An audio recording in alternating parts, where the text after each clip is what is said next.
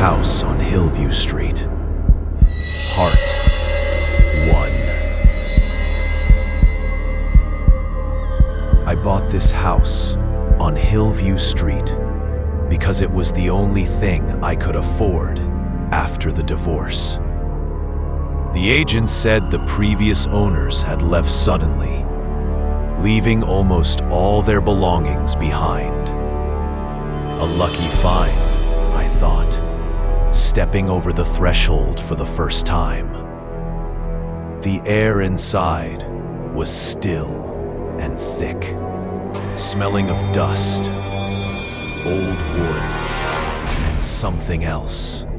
Something sweet and cloying, like moldy berries.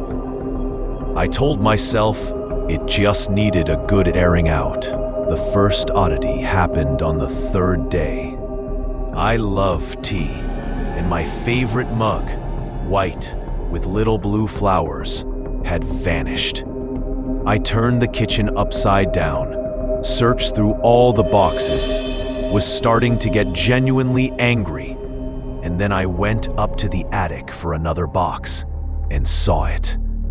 It was standing in the farthest corner, in the middle of an empty space, on an old child's high chair, perfectly centered. And it was absolutely clean, as if it had just come out of the cupboard. A chill ran down my spine. I convinced myself I must have brought it up here myself, distracted. But something inside me clenched. Then the sound started. Not loud, not aggressive.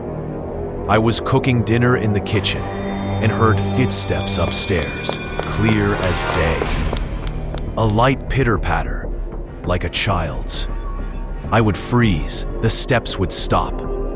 The moment I moved again, they would resume. At night, the creak of the swing set came from the backyard, rhythmic, as if someone was swinging in complete darkness.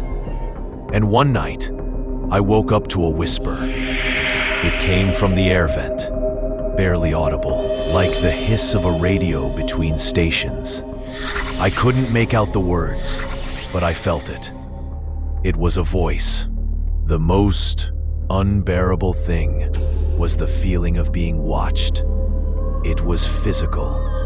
The moment I turned my back to a room, goosebumps would crawl across my skin. The nape of my neck would burn from a steady, heavy gaze. I would spin around. The room was empty. But the second I turned away, it would start all over again. I began to be afraid of being alone in my own house.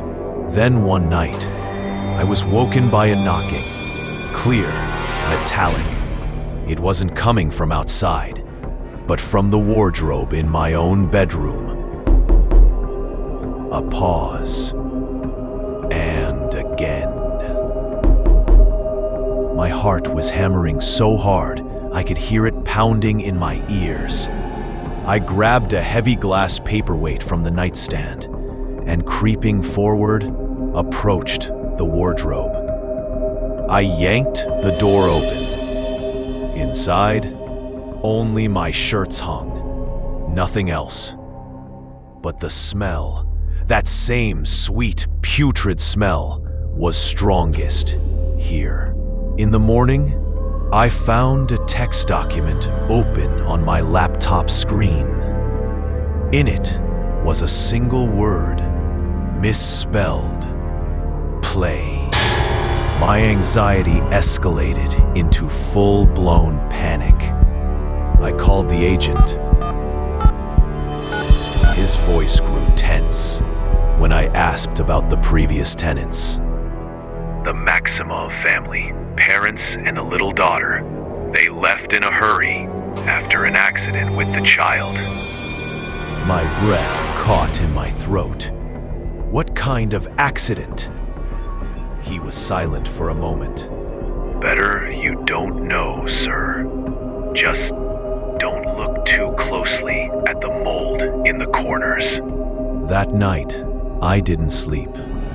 I sat on the bed, hugging my knees, and stared into the darkness. The clock in the living room ticked off the seconds, and through its ticking, I heard the whisper again. It was clearer now, and it was coming from the corner of the room where the dresser stood. Play with me. The little voice was thin, wet, utterly inhuman. I jumped up, locked the door, and grabbed my phone. It was dead. The screen showed only my own pale, fear-twisted reflection. And then came the blow. Not a knock, a blow. So powerful it made the wardrobe door jump on its tiny latch. I screamed and recoiled towards the window, and I saw something seeping into the room from under the crack in the bedroom door. It wasn't a shadow from the light. This was darkness itself. Thick, oily. It didn't pool on the floor, but grew like a column, taking shape. The outline of a little girl. The air died. The sweetish smell became suffocating. I coughed, choking on it. The shadow moved, and it made a sound. It was laughter, a child's joyful giggle, but distorted beyond recognition by falsity and malice. I